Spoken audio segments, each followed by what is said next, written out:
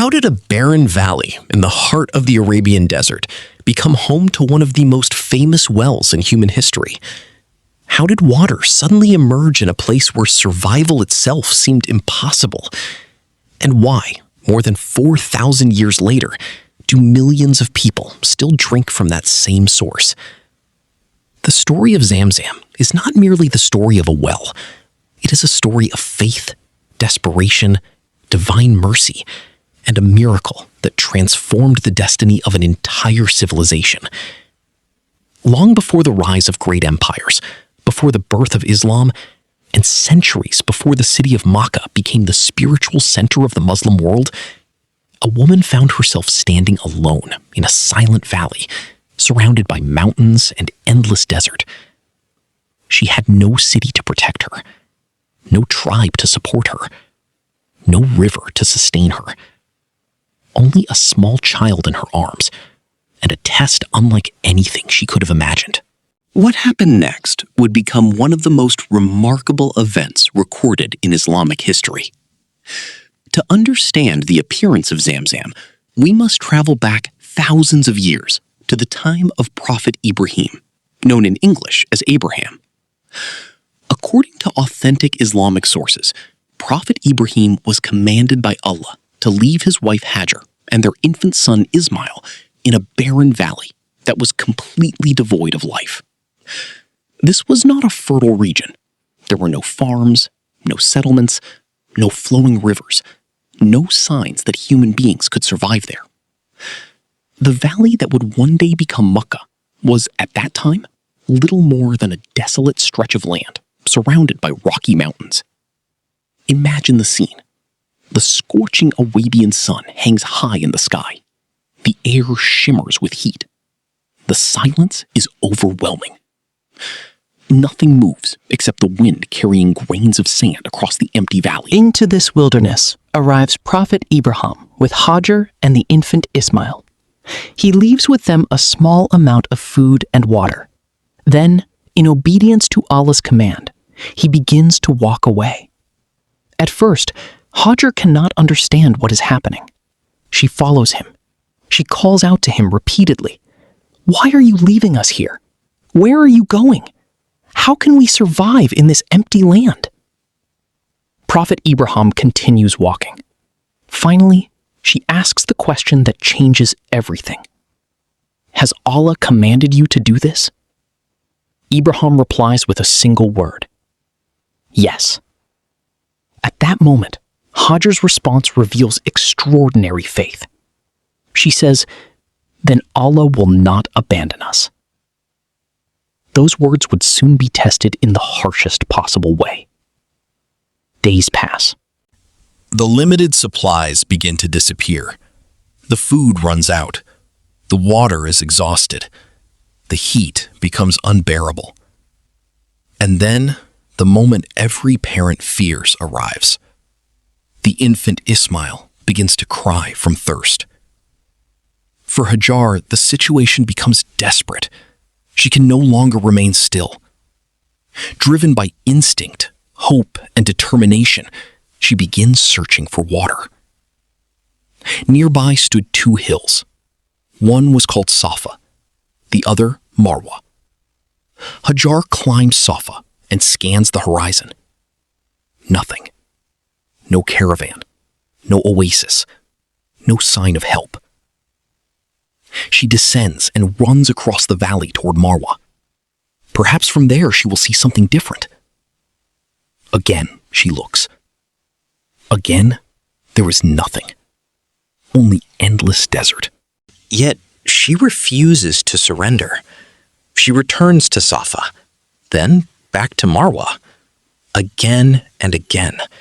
7 times she runs between the two hills, each journey fueled by the desperate hope that somewhere, somehow, help will appear. Imagine her emotions during those moments. The fear, the exhaustion, the uncertainty, the sight of her child suffering while she searches frantically for a solution. Every step must have felt heavier than the last. Every climb must have carried both hope and disappointment. But Hajar continued. She did not stop after one attempt. She did not stop after two. She kept moving, kept searching, kept believing. And then something extraordinary happened. Something that would forever change the history of the valley. According to authentic Islamic narrations, after Hajar completed her search, the angel Jibril, known in English as Gabriel, appeared by Allah's command. Near the infant Ishmael, the ground was struck. Suddenly, water began to emerge from the earth. In a place where no one expected water to exist, a spring burst forth. The miracle was unfolding before her eyes. Imagine witnessing that moment. The dry earth cracks. Water begins flowing. Life emerges where death seemed certain. Hope replaces despair. Relief replaces fear. The cries of the thirsty child are answered by a mercy that no human being could have provided. When Hajar saw the water flowing, she rushed toward it. Fearing that it might disappear into the sand, she began gathering the water and containing it. According to authentic reports, she repeatedly said words that sounded like Zamzam, meaning something close to stop or gather together. From this, the well became known as Zamzam. What makes this moment particularly remarkable is that it was not simply a miracle for one family. It was the beginning of a transformation that would reshape the future. The appearance of water in the desert changed everything. Water attracts life. Life attracts people. People create communities, and communities create history. Soon, birds were seen flying around the area. In the desert, birds often indicate the presence of water. Travelers noticed them. Among those who recognized the signs was the tribe of Jurhum. When they investigated, they discovered something astonishing. There was water in the barren valley, and there was a woman and child living beside it. The members of Jurhum approached Hajar and requested permission to settle nearby. She agreed. Gradually, a community began to form. What had once been an empty valley started becoming a place where human beings could live. The presence of Zamzam made settlement possible. And with settlement came the earliest foundations of Makkah. But the story was only beginning. Years passed. The infant Ismail grew into a young man. Prophet Ibrahim eventually returned. Father and son were reunited. Then came another historic command from Allah. Together, Ibrahim and Ismail were instructed to raise the foundations of the Kaaba. This sacred structure would become the center of worship for generations to come. The location was no coincidence. The Kaaba was built beside the very valley where Zamzam had appeared. The well and the sanctuary became permanently connected. One represented divine provision. The other represented divine worship. From that point forward, Makkah would hold a unique place in human history. Yet the journey of Zamzam was far from over. Centuries passed. Tribes rose and fell. Generations came and went. The well continued serving the people of Makkah. Then, according to historical reports, a period arrived when Zamzam was lost. Political conflicts and tribal struggles led to the well being buried and forgotten. Its exact location disappeared from public knowledge. The source that had sustained Makkah for generations seemed gone. For years, perhaps decades, people no longer knew where Zamzam lay hidden beneath the earth. But the story did not end there.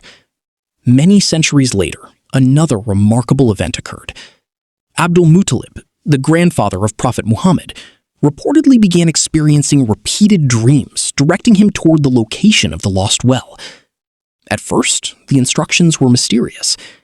Gradually, the clues became clearer. Eventually, he was guided to excavate a specific area near the Kaaba. Many people doubted him. Some mocked him. Others questioned his certainty. But Abdul-Muttalib persisted. As the excavation continued, signs began appearing. Then came the discovery. The lost well of Zamzam had been found. Once again, water flowed from the source that had first appeared during the time of Hajar and Ismail. The rediscovery strengthened Abdul-Muttalib's standing among the people of Makkah and restored one of the city's most important treasures. Not long afterward, history would witness the birth of his grandson, Prophet Muhammad sallallahu alaihi wasallam.